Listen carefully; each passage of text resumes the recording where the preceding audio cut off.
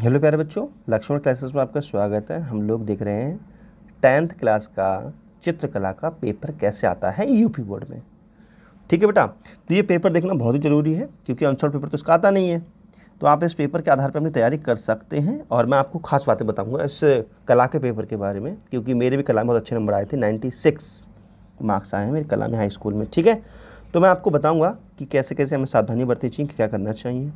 ठीक है, तो एक बात मैं आपको बता दूँ, आपको चित्रकला का पेपर देने से पहले आप बेटा जा करके दुकान से कैमलिन का ट्यूब कलर ले आओ। ठीक है, कैमलिन का ट्यूब कलर ले आओ, ब्रश ले आओ उसके साथ में ही, और उसके एक प्लेट भी ले आओ कैमलिन वाली ही। ठीक है, इतनी चीज़ ला कर रख लो और बाकी की मैं आपको बता ही दूंगा क्या क्या करना है, कैसे कैसे करना है।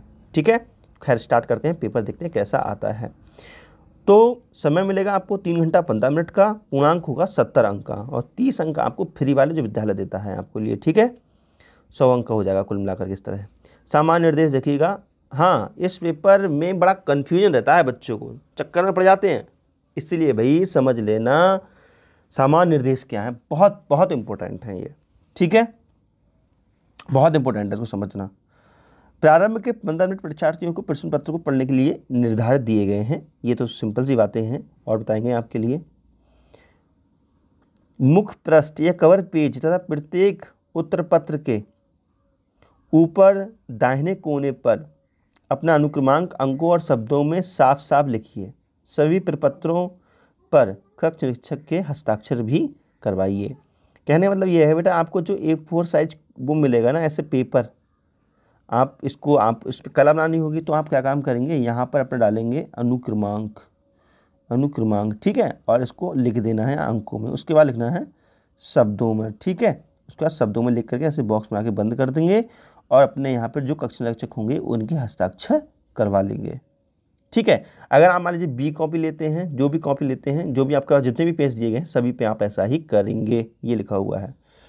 ठीक है, फिर है तीसरा, प्रश्न पत्र 3 खंडों में विभाजित है। इनमें से खंड का प्रश्न अनिवार्य है और खंड खा और गा में से किसी एक को सॉल्व करना है। ठीक है, तो बेटा ऐसा है, इसमें 3 खंड दिए गए हैं। इस पेपर में कितने खंड दिए गए होंगे, 3 खंडों में ये विभाजित है, खंड क, ख और ग। तो आपको ये तो 100% करना ही करना है। ठीक है, इन दोनों में से कोई जो अच्छा आपको लगता हो वो वाला सॉल्व करना है। ठीक है, ध्यान दें मेरी बातों पर। चलो देखते हैं प्रश्न और देखते हैं बातें, खास खास बातें देखो बेटा इनकी। खंड का के प्राकृतिक दृश्य चित्रण अथवा आलेखन अथवा प्रावैधिक कला में से किसी खंड का, जो खंड का निर्देश चल रहा है बेटा अभी, जो खंड का होगा, खंड का के प्राकृतिक दृश्य चित्रण अथवा आलेखन अथवा प्रावैधिक कला में से किसी एक ही चित्रण को करना है। इसका मतलब ये है बेटा, खंड जो का है, खंड का के अंदर 3 कलाएं दी हुई होंगी। ठीक है, उन 3 कलाओं में से किसी एक ही कला को सॉल्व करना है। पहली होगी प्राकृतिक चित्रण, दूसरी होगी आलेखन और तीसरी होगी प्रावैधिक कला। ठीक है, ध्यान समझ लेना इन चीज़ों को बेटा। एक बात बताऊँ तुम्हारे लिए, आप कला का पेपर देंगे ना तो वहाँ पर आप ध्यान से इन सब चीज़ों को पढ़ेंगे और समझने में आपको दिक्कत आएगी। लेकिन खास बात यह है कि आप पेपर देने से पहले ही क्यों ना समझ के जाएं। ठीक है, यही लिखा हुआ मिलेगा, इसलिए समझते हुए चलो अच्छे से इन चीज़ों को। ठीक है, नेक्स्ट, खंड खा के स्मृति चित्रण अथवा खंड गा के भारतीय चित्रकला में से किसी एक का ही उत्तर देना है। जो खंड खा होगा ना, खा के अंदर ग और खंड खा का नाम है स्मृति चित्रण तथा खंड गा का नाम है भारतीय चित्रकला में से किसी एक का ही उत्तर देना है बेटा। खंड खा और गा में से किसी एक को ही सॉल्व करना है हमारे लिए, ये तो हम पहले भी देख चुके हैं। केंद्र व्यवस्थापक की हस्ताक्षर युक्त तो मोहर अपने प्रत्येक प्रपत्र पर लगवाइए और उन पर कक्ष निरीक्षक के हस्ताक्षर भी कर पाइए। हाँ बेटा, जहाँ आपने कक्ष निरीक्षक के हस्ताक्षर करवाए हैं, जो टीचर गाइड कर रहे हैं उनके, वहाँ पे स्कूल के केंद्र व्यवस्थापक की मोहर भी लगी हुई होनी चाहिए, इसका भी आपको ध्यान रखना है। तो बेटा खंड का है और ये अनिवार्य होता है, सभी बच्चों को करना होता है। ठीक है, तो देखते हैं खंड का में क्या क्या दिया गया है। प्राकृतिक दृश्य चित्रण, जो प्रकृति में दिखाई देते हैं वो प्राकृतिक दृश्य चित्रण कहलाते हैं। तो देखते हैं बेटा पहला क्वेश्चन किस तरीके से आया हुआ है। अपनी ड्राइंग शीट पर 20 गुणे 15 सेंटीमीटर का एक आयत बनाइए जिसमें प्रातःकालीन ग्रामीण दृश्य चित्रण जल रंगों या पेस्टल रंगों से तैयार कीजिए। चित्रांकन में निम्न बातों का ध्यान रखना है। सही अनुपात में रेखांकन होना चाहिए, संयोजन होना चाहिए, सुसंगत रंगों का प्रयोग करना चाहिए और सामान्य प्रभाव भी होना चाहिए। तो मैं बताता हूँ उसका मतलब क्या है। बेटा सबसे पहले आप बड़ी वाली स्केल ले लें और बड़ी वाली स्केल में आप एक 20 सेंटीमीटर की लाइन खींचें। मान लीजिए 20 सेंटीमीटर की आपने लाइन खींची, ठीक है। उसके बाद 15 सेंटीमीटर की एक लाइन खींचें, ये 15 सेंटीमीटर की लाइन है और इसको इस प्रकार से मिला लें, ये बन गया एक आयत। इतनी सी बात के आपके जो नंबर हैं कितने हो गए, देखा सही अनुपात में रेखांकन नहीं हो गया, आपके 15 अंक का क्लियर हो गए, ठीक है। फिर संयोजन, ठीक है। संयोजन का मतलब ये है कि इसमें अब जो चित्र आ रहे हैं पेंसिल से उसके हैं आपके 7.5 नंबर, ठीक है। उसके बाद है सुसंगत रंगों का प्रयोग, आप अच्छे रंग यूज़ करते हैं जो जो ज़रूरी हैं, तो उस बात के हो गए आपके 15 अंक। फिर लिखा है सामान्य प्रभाव, आपका चित्र बना हुआ अट्रैक्शन है, बहुत आकर्षित है, अच्छा लग रहा है दिखने में, तो उसके होगा 7.5 नंबर। तो इस प्रकार आपका पहला क्वेश्चन सॉल्व हो जाएगा, देख लेना है इसको सॉल्व करके। अथवा में अगर आपको ये पसंद नहीं आ रहा है, समझ में नहीं आ रहा है, तो आप खंड ये अथवा वाला आलेखन कला भी सॉल्व कर सकते हैं। ये खंड का में ही है दोनों बेटा, ठीक है। तो आलेखन कला में देखते हैं कि क्या दिया है। 16 सेंटीमीटर व्यास के एक वृत्त में पूर्ण इकाई वाले मौलिक अलंकृत आलेखन बनाइए, ठीक है। सबसे पहले हम क्या करना है, 16 सेंटीमीटर का व्यास ले करके, व्यास जानते हैं क्या होता है बेटा, देखो ये एक सर्किल है, ठीक है, सर्किल अंडा जैसा बन गया भैया, देखो ये एक सर्किल है, ठीक है, और सर्किल के बीच में एक केंद्र होता है और केंद्र से जो लाइन होती है इसको क्या बोलते हैं, व्यास कहते हैं। क्या कहते हैं बेटा, व्यास कहते हैं। तो ये कितना होना चाहिए, 16 सेंटीमीटर, अर्थात त्रिज्या जो होगी, त्रिज्या कितनी होगी, 8 सेंटीमीटर होगी, ठीक है। तो आपको अपनी स्केल में 8 सेंटीमीटर भरना है इस तरीके से और ऐसे लाइन खींच देनी है, ये बन जाएगा आपका 16 सेंटीमीटर का वृत्त, ठीक है। उसे किसी भारतीय पुष्प कौन से हो, कमल का फूल है ना, कमल का फूल होगा बेटा, ठीक, कमल का फूल, उसमें उसे किसी भारतीय पुष्प उसकी पत्तियों एवं कलियों अलंकृत कीजिए। आलेखन में 3 जल रंगों का प्रयोग कीजिए, ठीक है बेटा। एवं रंगों की उत्तम अनुरूपता दिखाइए।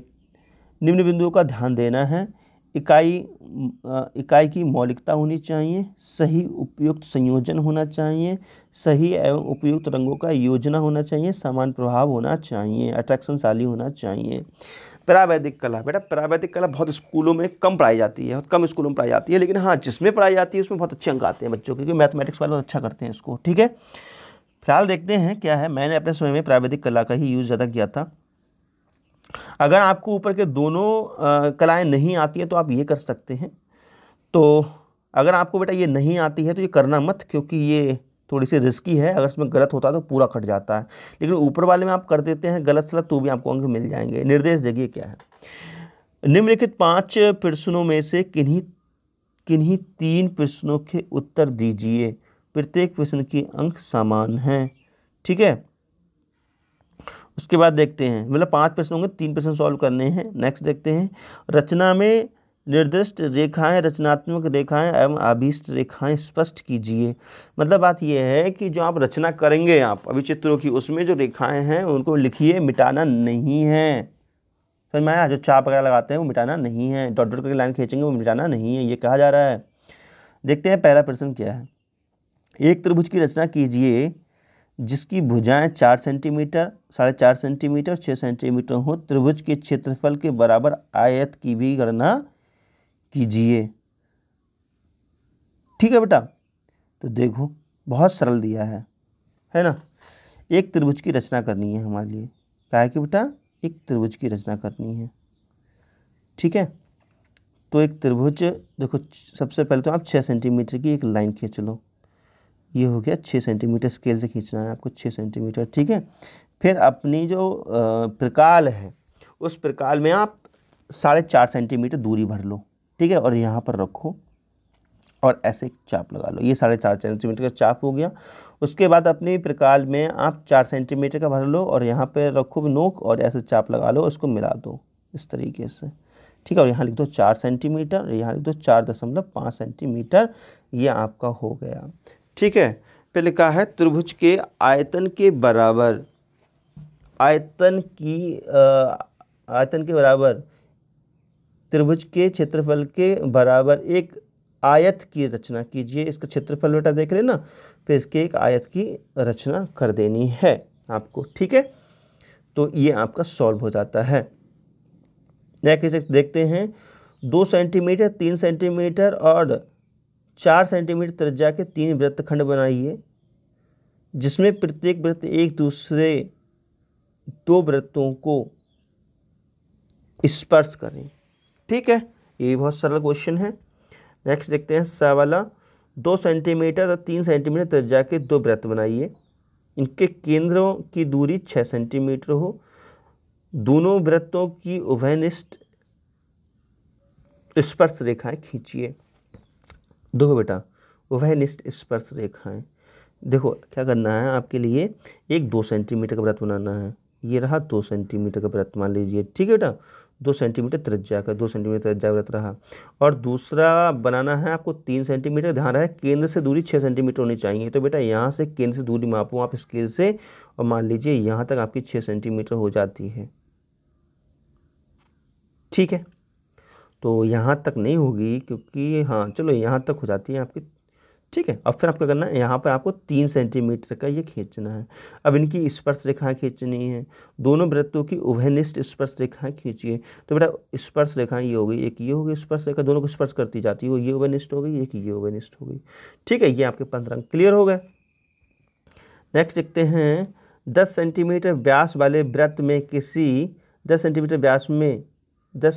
व्यास वाले वृत्त में किसी एक आकर्षक ज्यामितीय आलेखन वृत्तों, चापों और रेखाओं द्वारा बनाइए, जो मेज पोष के केंद्रक के लिए उपयुक्त हो, ठीक है।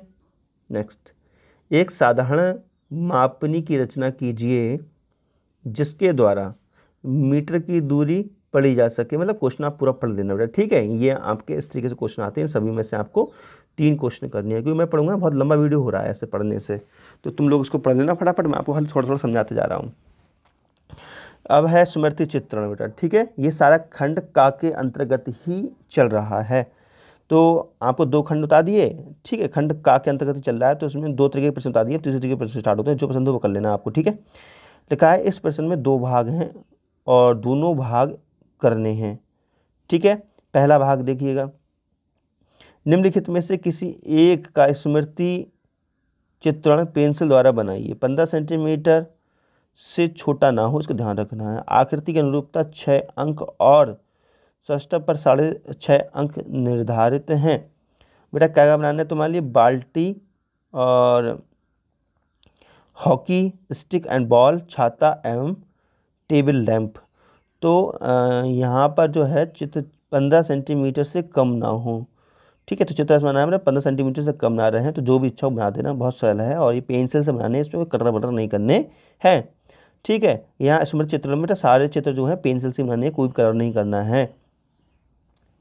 निम्नलिखित में से किसी एक का स्मृति चित्रण कीजिए, चित्र पेंसिल द्वारा सेट कीजिए, चित्र 15 सेंटीमीटर से कम ना हो। आम पत्ते सहित केला और मूली पत्तों सहित बैगन, ठीक है बेटा। तो इनकी प्रैक्टिस कर लेना, आम तो हर साल आता है तुम्हारा, ठीक है। ये कितने फ्री के नंबर हैं। अगर आपको ये पसंद नहीं है तो आप खंडगा कर सकते हैं भारतीय चित्रकला। मेरे हिसाब से बेटा भारतीय चित्रकला सॉल्व मत करना, क्योंकि इसमें कहीं ना कहीं गलती हो जाएगी, नंबर आपके कट जाएंगे, है ना। फिलहाल देखो मैं इसको बता ही देता हूँ क्या क्या है इसमें, तो इसको पढ़ लेना आप आराम से घर बैठ के रजिया में, ठीक है। पढ़ लेना बेटा और आंसर ला लेना अपने आप। मैं खाली आपको पेपर दिखा देता हूँ कि कैसा कैसा पेपर आता है, ठीक है। देख लो बेटा पेपर कैसा आना है। तो इस तरीके से आपका पेपर दी एंड होने वाला है।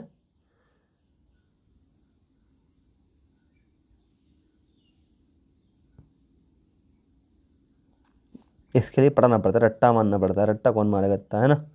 चलो बेटा ठीक है ना। और वीडियो अच्छी लगी हो तो प्लीज़ लाइक कीजिएगा, चैनल को सब्सक्राइब कर लीजिए और हाँ कमेंट्स करके बताइएगा कि आपको मेरी वीडियो से कुछ लाभ मिल रहा है कि नहीं। Okay, thank you, bye bye.